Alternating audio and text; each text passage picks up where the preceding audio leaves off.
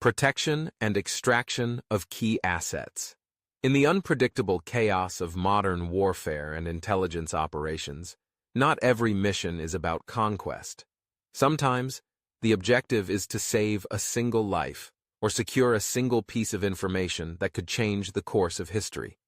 That's where Blackwater's expertise came into play in one of its most critical, albeit least visible, roles: the protection and extraction of key assets from hostile environments.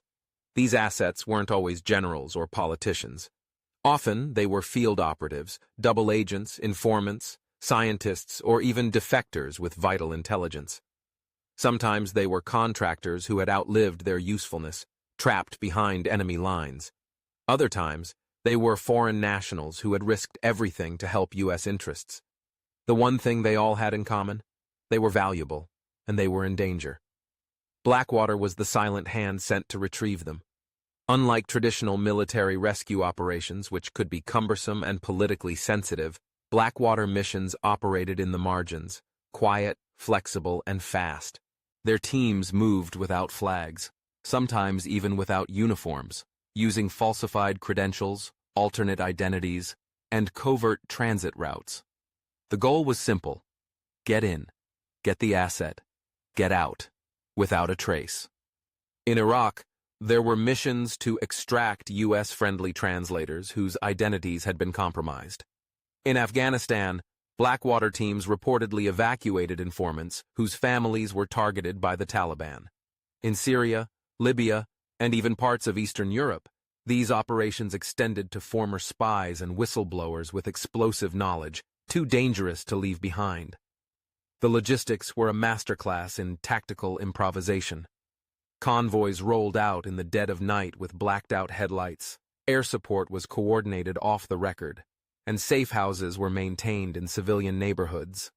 Escape routes were always calculated with contingencies: land, air, and sometimes even underground. One wrong move could collapse an entire mission or start an international incident. But protection wasn't just about extraction. Blackwater also safeguarded assets until it was time to move. This meant 24-hour surveillance, reinforced perimeters, and split-second threat response. Contractors had to be ready to shift from diplomatic calm to full-blown combat in seconds.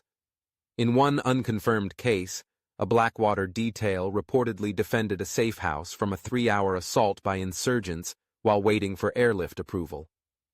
The asset survived. The attackers didn't. These missions were never advertised, nor were they acknowledged in any official capacity. The individuals rescued rarely spoke out, and the ones who did were silenced by non-disclosure agreements or national security gag orders. But their value to ongoing operations, intelligence, insight, and leverage was immense. Critics questioned how so much power and discretion could be placed in the hands of a private firm. What if the information was mishandled? What if the wrong person was pulled? What happened if the mission went south? Yet the very reason Blackwater was chosen for these tasks was because it could operate without red tape, without public scrutiny, and without bureaucratic delay. The world never knew most of these missions happened. No headlines, no medals, no footprints, just rumors, declassified fragments, and whispered acknowledgments behind closed doors. Blackwater's role in protection and extraction operations revealed the terrifying precision of modern covert warfare. In a world where knowledge is power and people are its carriers, these missions were about securing the future one life at a time. And in the shadows, Blackwater moved with speed, silence, and the chilling efficiency of those who are never supposed to be seen.